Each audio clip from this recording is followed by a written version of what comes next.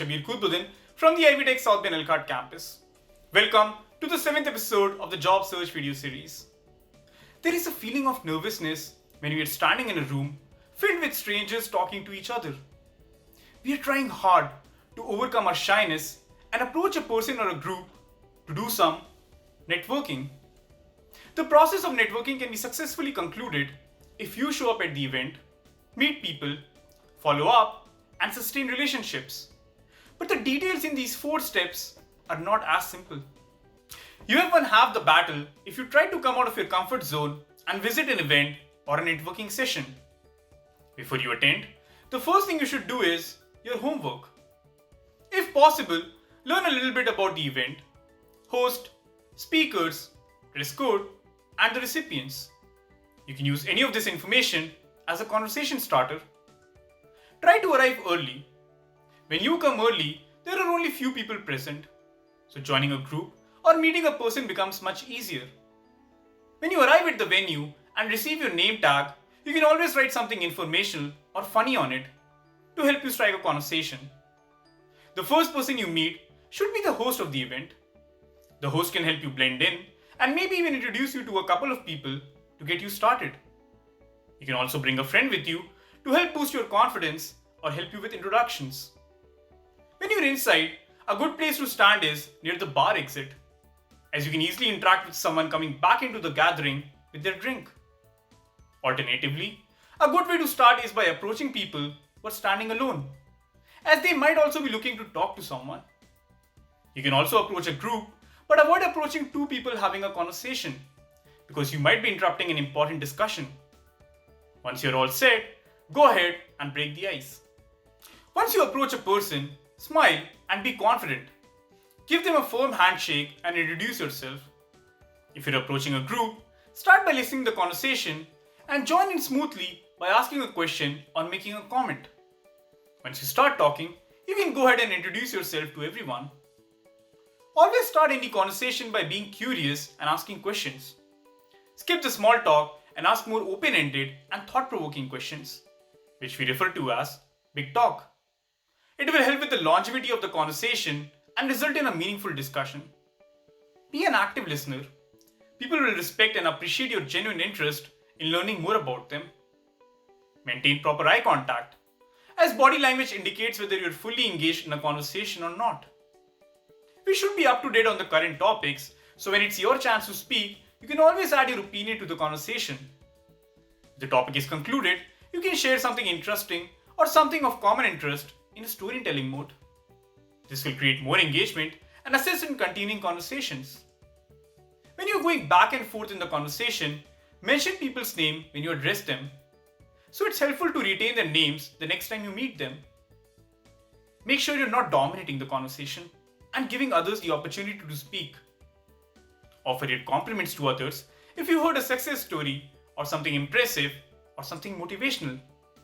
You'll seem like a supportive and cheerful person, and people would love to share more with you. Also, introduce people to each other to include someone in the conversation or to help someone be comfortable. If you're sharing something about your role or business, skip the elevator pitch and make it more casual. Try to share information about your products or services rather than selling them. People would be more open to exploring it if it doesn't feel forced. If you're looking for a job, don't ask directly for it. Rather, you should ask questions that will help you gain information on the opportunities, culture, and the people at the company. Irrespective of your end goal, be passionate and enthusiastic about everything you say. If you're getting overwhelmed, take a small break and get some food, or get a drink, or visit the restroom. You should expect all kinds of people at a networking event, so don't take anything to your heart if someone is not as invested as you in the conversation, or if someone is distracted, or if someone is merely not interested. Take the cue, wrap it up, and move on. There are a lot of good connections waiting for you. While having a conversation with someone who shares a common interest, try to find out if there's anything you can do to solve their existing problem. You can offer to volunteer or collaborate on something that provides mutual value. This could result in a successful follow-up and help you build the foundation of a strong relationship. When you're about to end a conversation with someone, it's always a good idea to exchange business cards. Also, make a small note on the business card to remember the person and the conversation. Thank the person for their time and reconnect with them on email within 1 to 2 days. You can also connect with them on LinkedIn. Make sure to keep an updated profile so the person has accurate information about you. However, your focus shouldn't be on collecting business cards or increasing LinkedIn connections. It should be on developing relationships, establishing rapport, and building trust. Once you have connected with the person on email or LinkedIn, invite the person for a cup of coffee and continue the conversation. Do have a rough agenda for the meeting so you're utilizing the time efficiently for both the parties. The meeting can bring you value in several ways. This person could be a potential client, or your next mentor, mentee, or could turn out to be a good friend. And even if it's none of these things, you can still see this as a learning opportunity. Because every person has a story, experiences, and wisdom which can help you garner motivation or ideas. Sustaining a relationship takes effort and time. To maintain the continuity, you can do numerous things. Send the postcard to your connections during festivals or special occasions, such as New Year, birthdays, or anniversaries.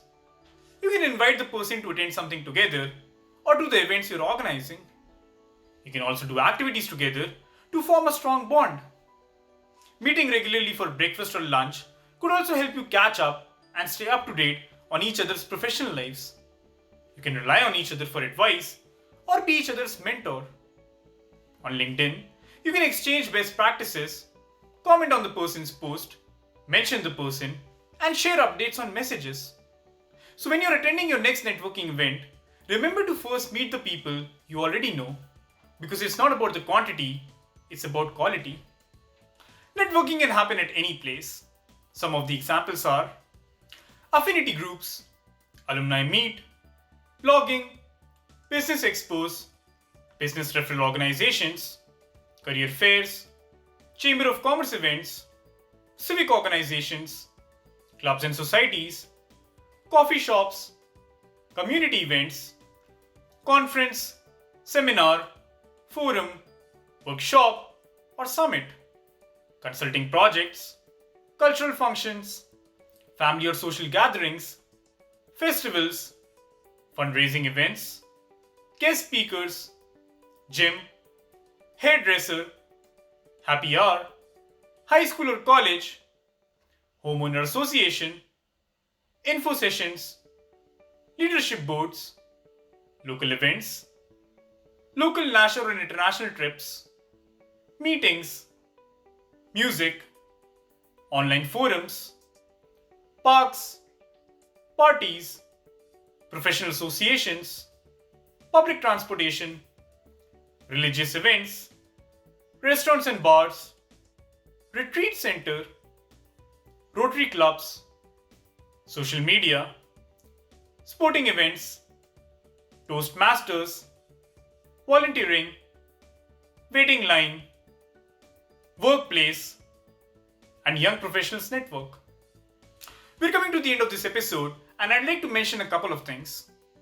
Networking doesn't only happen in person, it can also happen virtually, which is evident from a recent adaptation to virtual networking due to the coronavirus pandemic. Virtual networking is very similar to luncheons, as it is more organized, relaxed, and it is relatively easier to converse.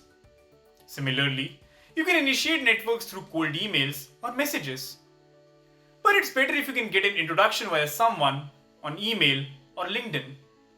It'll make it look more authentic and you'll have a better chance of getting a response. If you're looking to reach out to multiple people at once, the best way to accomplish it is by being a speaker or an organizer or a host. If you're looking to network internally, say yes to every opportunity.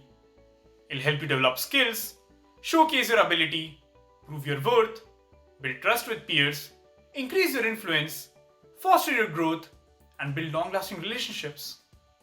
Well, that's all for our 7th episode.